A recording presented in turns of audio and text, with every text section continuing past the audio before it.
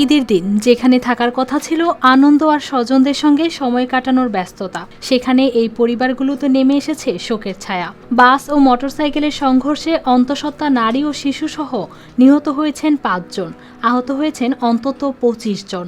দেখলাম একটা মোটরসাইকেল ঢাকামুখী যাচ্ছে, একটা লোকাল গাড়ি ওভারটেক করতেছে এবং ঢাকা থেকে আসা দোলা পরিবহন সাথে সংঘর্ষ হয়। আসলে মোটরসাইকেলটা ওভারটেক করাতে দোলাও মারিতেছে।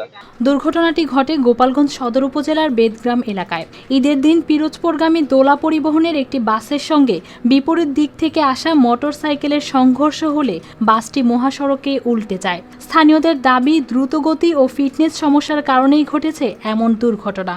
রাত চালানোতে সামনে একটা গাড়ি আসাতে স্পিডে দোলা গাড়ি চাপায় পারে নাই, গাড়ির সাথে চলেই গেছে। সামনে একটা গাড়ি ওভারটেক ছিল, ঢাকা থেকে আসছে তো, আর একটা গাড়ি খুলনা থেকে যাচ্ছে। ওই গাড়ি ওভারটেকে গাড়ির সামনে বাউলি দিয়ে পড়ে গেছে জায়গায় স্থানে। ঘটনাস্থলেই মারা যান ৪ জন, পরে হাসপাতালে নেওয়ার পর মারা যায় ৮ বছরের এক শিশু। অবশ্যই সহায়তা করা হবে। এটা মর্মান্তিক সড়ক দুর্ঘটনা ঘটেছে, আপনারা সবাই জানেন। এটা অবর্ণনীয়। তাদের নাম ঠিকানা আমরা কালেকশন করার চেষ্টা করছি, আমরা খুব তাড়াতাড়ি পেয়ে যাব। তাদের ব্যাপারে প্রশাসনের পক্ষ থেকে বা সরকারের পক্ষ থেকে যে ধরনের সহযোগিতা করা প্রয়োজন সেটা আমরা করব। প্রশাসনের পক্ষ থেকে নিহতদের পরিবারকে সহায়তা এবং আহতদের চিকিৎসার আশ্বাস দেওয়া হয়েছে। আমাদের প্রশাসনের পক্ষ থেকে আমরা এদের অর্থনৈতিকভাবে ফিনান্সিয়াল সাপোর্ট দিতে পারি কিনা আমরা আলোচনা করছি। আমাদের যদি সুযোগ থাকে আমরা অবশ্যই এদের আর্থিকভাবে সহায়তা করব।